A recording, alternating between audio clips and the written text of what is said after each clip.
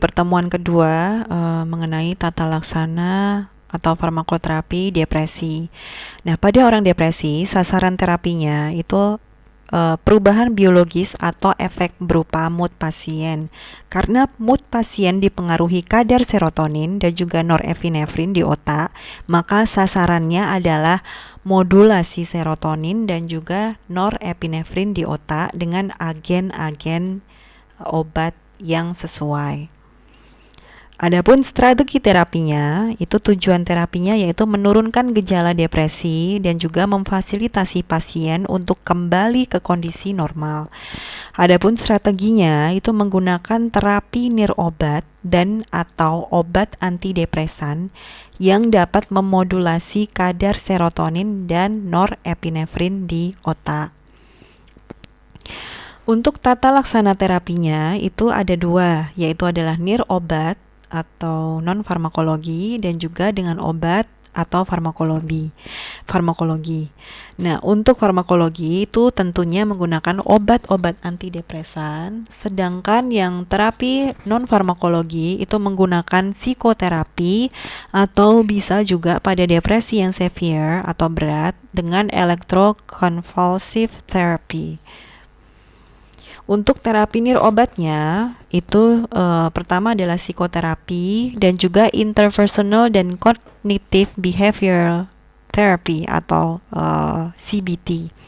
Untuk terapi interpersonalnya itu berfokus pada konteks sosial depresi dan hubungan pasien dengan orang lain.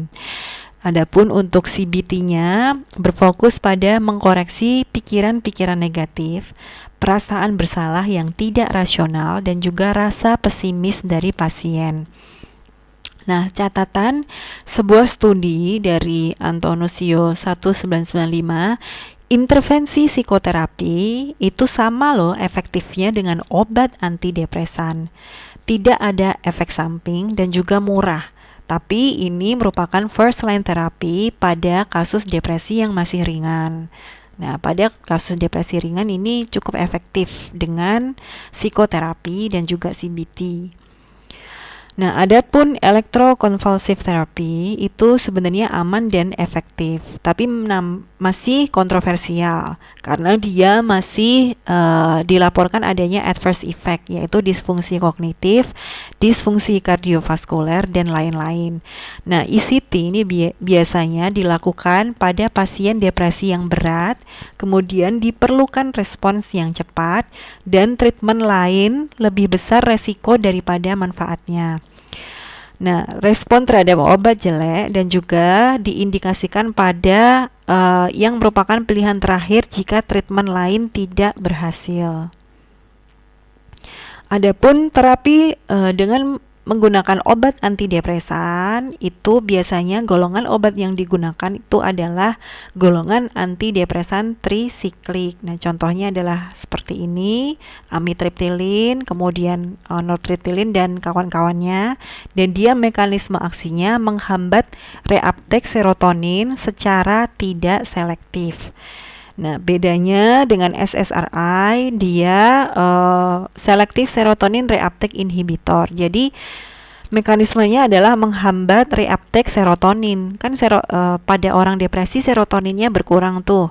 Nah, oleh karenanya supaya serotoninnya meningkat, maka reuptake-nya itu dihambat agar ketersediaan serotonin itu di presinaps, di posinaps maksudnya, selalu terjaga. Dan contohnya SSRI itu adalah fluoxetine, paroxetine, sertralin, dan juga fluvoxamine. Nah, ada juga lini-lini yang lain setelah SSRI biasanya itu adalah mix dopamin norepinephrine reuptake inhibitor, dan itu mekanisme asiknya juga menghambat reuptake dopamin dan norepinefrin secara tidak selektif. Nah, itu contohnya adalah nefazodon, trazodon, bupropion, dan venlafaxine. Ada juga golongan antidepresan yang lain yaitu adalah MAO inhibitor, dan dia tugasnya menghambat aktivitas enzim MAO. Contohnya adalah phenelzine dan tranilsipromin. Cuman ini memang jarang digunakan ya dibandingkan SSRI. Nah, adapun rentang dosis efektif obat antidepresan, Ibu minta kalian melihat di tabel seperti ini ya. Bisa di-pause, kemudian bisa dilihat rentang dosis efektif masing-masing itu dibedakan berapa. Nah, untuk potensi relatifnya dari norepinefrin dan serotonin reuptake blockade dan juga profil efek samping dari antidepresan drugsnya itu bisa dilihat di sini perbandingannya. Nah, misalnya adalah SSRI yang biasanya digunakan sebagai lini pertama obat antidepresan. Nah, itu efek reuptake, jadi antagonis reuptake-nya terhadap serotonin itu dia bagus.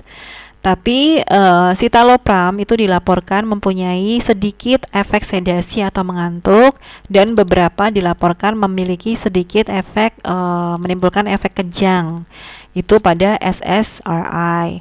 Nah, pada serotonin atau norepinefrin reuptake inhibitor, nah dia sama-sama menghambat reuptake terhadap serotonin dan juga norepinefrin. Tapi memang antikolinergiknya dilaporkan ada sedikit dan efek sedasinya juga dilaporkan ada sedikit.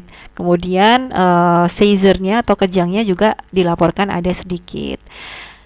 Kemudian cara bacanya yang lain juga, misalnya ini pada antidepresan trisiklik yang seperti amitriptilin, clomipramine, doxepin, imipramine, dan trimipramine. Kemudian yang amina secondary adalah desipramine, nortriptilin, dan protriptilin.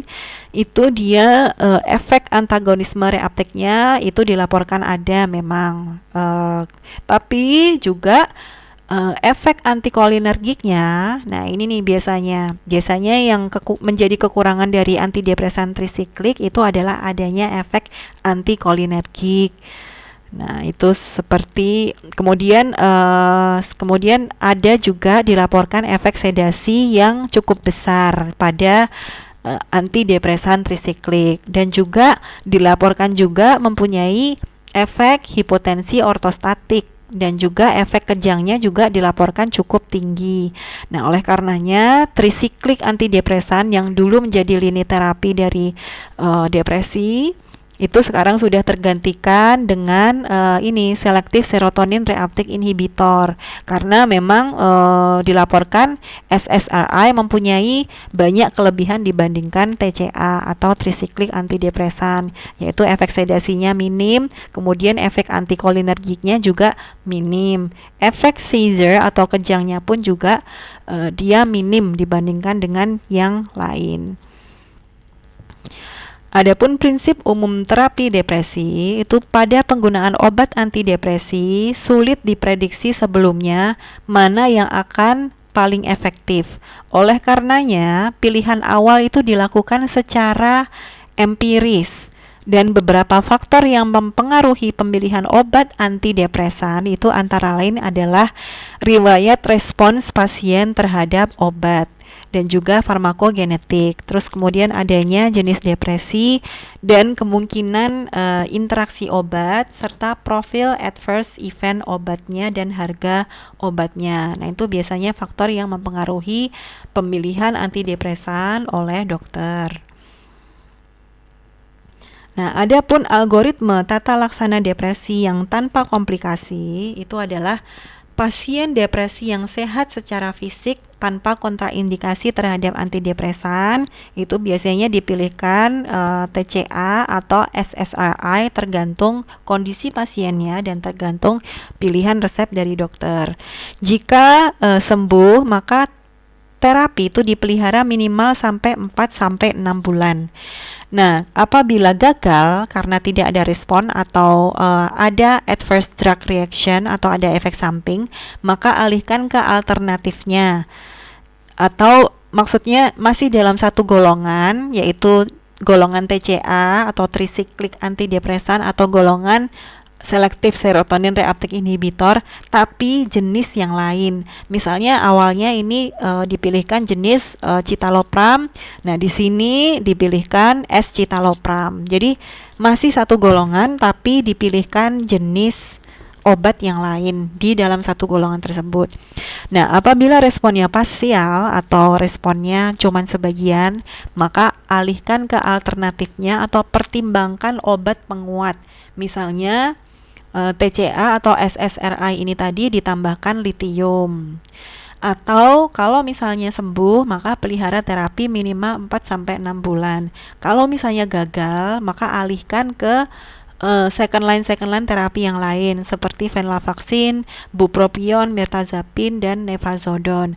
Kalau misalnya responnya parsial pun juga alihkan ke alternatif yang lain, yaitu adalah obat-obat ini.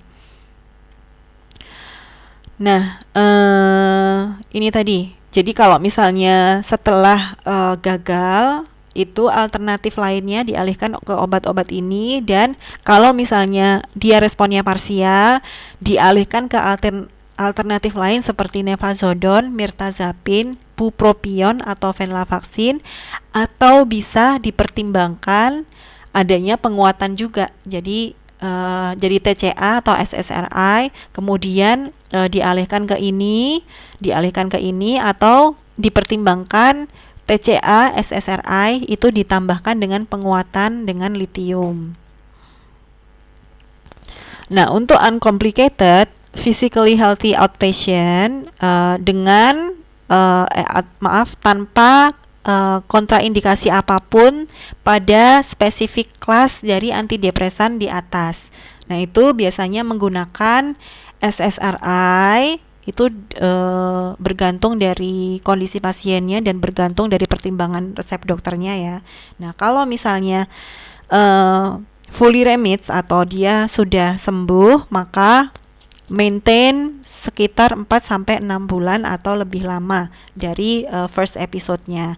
Nah, kalau misalnya parsial, maka consider augmentasi dengan yang lain atau switch ke alternatif agen yang lain, tapi masih dalam satu golongan. Nah, kalau misalnya dia failed atau gagal, maka switch ke agen-agen SSRI yang lain, jenis yang lain, atau venlafaxine, bupropion atau mirtazapine. Nah, kalau misalnya sembuh, di maintain 4-6 bulan. Kalau misalnya parsial responnya, itu bisa memakai atipikal antipsikotik, kemudian litium, tiroid hormon atau SSRI plus TCA, atau switch ke agen-agen yang lain, misalnya nefazodon, mirtazapine, bupropion ataupun venlafaxine. Kalau misalnya failed, itu maka switch ke yang langsung third line terapi atau second line terapi lainnya, yaitu nefazodon, venlafaxine, dan bupropion. Nah, kalau misalnya partial response itu sama, jadi kurang lebihnya kalau fully remit 4-6 bulan di maintain. Kalau misalnya parsial atau failed, switch ke second line yang lain atau third line yang lain. Seperti itu. Nah, nanti bisa dipelajari self-directed learning ya terkait ini.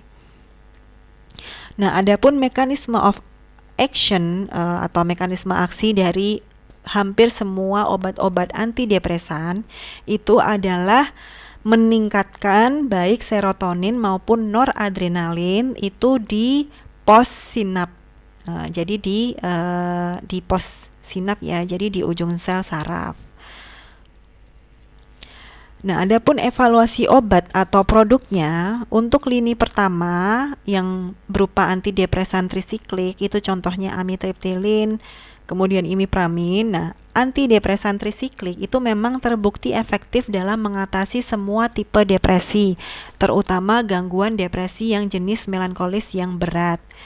Dengan cara apa? Dengan cara memblok reuptake norepinefrin dan juga serotonin. Nah, antidepresan trisiklik itu juga mempengaruhi sistem reseptor lain. Nah, ini yang kadang menjadi kelemahannya. Maka selama terapi dengan antidepresan trisiklik itu sering banget dilaporkan adanya efek samping pada sistem kolinergik, neurologik, dan juga kardiovaskuler. Nah, efek samping yang umum itu biasanya efek antikolinergik atau denyut nadinya meningkat, dan juga efek hipotensi ortostatik. Nah, untuk selective serotonin reuptake inhibitor itu SSRI itu memiliki spektrum luas sama seperti antidepresan trisiklik. Contohnya adalah fluoxetine, fluvoxamine, paroxetine dan juga sertralin. Dan efikasinya itu setara dengan trisiklik antidepresan, yaitu pasien yang gagal dengan ATS mungkin akan berespon baik terhadap SSRI atau sebaliknya, dan memunculkan dugaan adanya perbedaan populasi pasien depresi berdasarkan patofisiologinya, yaitu NA mediated versus serotonin mediated, dan itu perlu penelitian yang lebih lanjut. Nah, kelebihan dari SSRI ini dibandingkan trisiklik antidepresan itu adalah adanya efek samping sedatif, antikolinergik dan kardiovaskulernya hampir tidak ada atau hampir dilaporkan tidak ada. Dan dia SSRI ini bisa menjadi obat pilihan bagi ibu menyusui karena dia sedikit sekali diekskresikan melalui ASI. Untuk lini keduanya yaitu adalah golongan antagonis serotonin, venlafaxine, trazodone dan juga bupropion. Nah, untuk lini ketiganya itu biasanya adalah golongan MAO inhibitor seperti phenelzine dan kawan-kawannya. Nah, MAO inhibitor itu dia memiliki spektrum aktivitas yang berbeda dengan trisiklik antidepresan. Dan dia biasanya MAO inhibitor itu lebih banyak digunakan untuk depresi atipikal dengan tanda-tanda seperti ini: mood reactivity, iritabilitas dan juga hipersomnia. Nah, untuk keterbatasan penggunaan MAOI ini, dia biasanya tuh kelemahannya tuh banyak interaksi dengan obat dan makanan. Contoh, harus disertai pantangan terhadap beberapa macam makanan seperti keju, daging, MSG, kecap, coklat, apokat, dan lain-lain yang biasanya kaya akan tiramin. Karena apa? Nanti ketika misalnya nih phenelzine, kemudian moclobemid ini, kalau misalnya pasiennya nanti makan keju, daging, MSG, itu bisa berinteraksi dan memicu serangan hipertensi karena akan meningkatkan noradrenalinnya. Kemudian ini ada beberapa evidence based medicine itu tentang strategi terapinya kalau misalnya dilakukan switching atau dilakukan penggantian obat dari satu antidepresan ke obat antidepresan yang lain.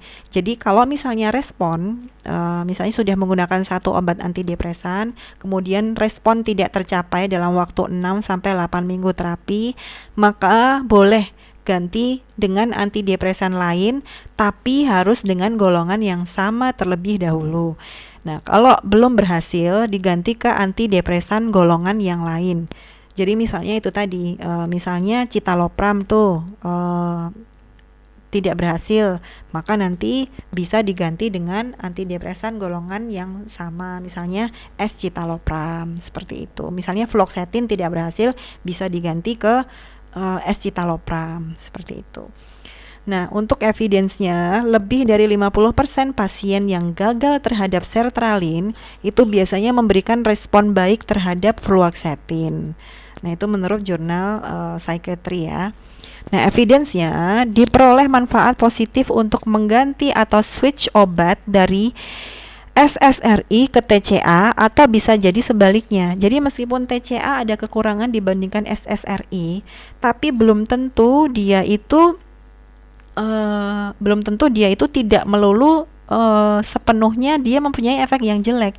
Bisa jadi, karena bisa jadi pada pasien yang satu itu cocok terhadap SSRI tapi tidak cocok ke TCA. Tapi bisa jadi pada pasien yang lain dia itu justru tidak cocok ketika menggunakan SSRI, tapi malah lebih cocok atau lebih berespon dengan baik ketika menggunakan trisiklik antidepresan. Jadi itu ya, jadi switching itu diperbolehkan tergantung setelah kita evaluasi kondisi pasiennya. Nah, ini diperoleh manfaat positif untuk mengganti atau switch obat dari SSRI ke TCA atau sebaliknya pada pasien yang mengalami depresi kronik dan resisten terhadap antidepresan. Ini misalnya switching antara sertralin dengan imipramin atau sebaliknya, switching antara imipramin dengan sertralin. Nah, untuk penambahan dan kombinasi, jadi untuk respon yang parsial, American Psychiatric Association tuh menyarankan penambahan antidepresan dengan kelas terapi yang lain seperti lithium, thyroid supplementation, kemudian antipsikotik yang atipikal dan juga agonis dopamin. Nah, ini nanti tugas kalian mencari gitu mekanisme kerjanya seperti apa dan contohnya apa saja. Nah, Simbiax itu contoh kombinasi olanzapin dan fluoxetine itu telah disetujui di Amerika untuk mengatasi depresi yang bipolar. Dan strategi kombinasi meliputi penggunaan 2 atau lebih antidepresan dari golongan yang berbeda dengan sasaran 1 atau lebih neurotransmitter dengan tujuan mencapai hasil yang lebih menguntungkan. Nah, adapun kombinasi dengan psikoterapi, itu sebuah penelitian menunjukkan bahwa pasien yang mendapat terapi dengan nefazodon plus suatu bentuk short term psikoterapi yang disebut Cognitive Behavioral Analysis System of Psychotherapy atau CBASP itu memberikan hasil terapi yang lebih baik secara signifikan, yaitu 85% respon rate dan 42% remission rate dibandingkan dengan pasien yang mendapat terapi dengan Serson saja yang hanya 55% respon rate-nya, kemudian 22% remission rate-nya, atau CBASP saja, yaitu adalah 52% respon rate dan 24% remission-nya. Nah, untuk mencegah kekambuhan, itu sebuah studi meta-analisis terhadap percobaan pada 31 placebo controlled antidepresan itu dijumpai bahwa penggunaan antidepresan secara berkelanjutan itu bisa mengurangi resiko kambuhnya sebesar 70%. Dan APA itu menyarankan untuk terapi lanjutan itu selama 4-5 bulan setelah hilangnya gejala. Nah, untuk pasien yang punya riwayat depresi kambuhan, itu guideline dari UK itu mengatakan bahwa tetap meneruskan terapi antidepresan sedikitnya 6 bulan sampai 5 tahun atau tidak terbatas atau seumur hidup. Ini untuk pasien yang punya riwayat depresi kambuhan. Nah, lama terapi ideal menggunakan antidepresan pada depresi berat itu fase akutnya 6-8 minggu pada dosis terapi penuh dengan tujuan mengurangi atau menghilangkan gejala.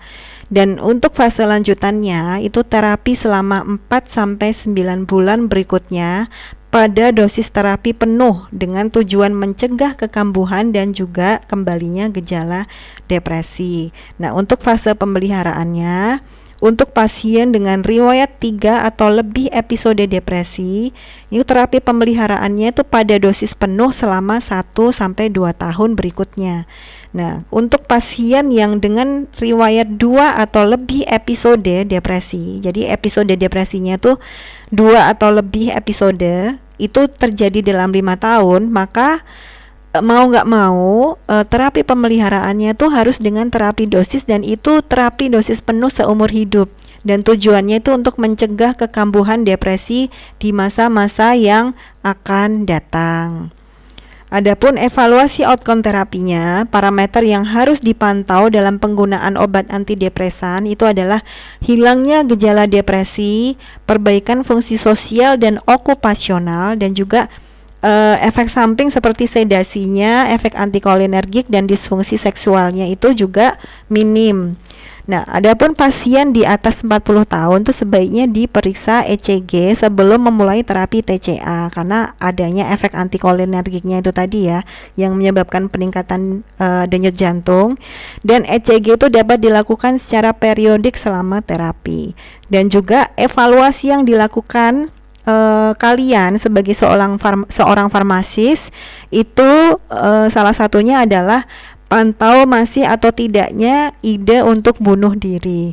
Selain itu juga sebagai seorang farmasis dalam melakukan evaluasi obat antidepresi itu jika pasien mendapat venlafaxine atau TCA yang diberikan bersama antihipertensi yang memblok saraf adrenergik itu tetap harus dipantau tekanan darahnya.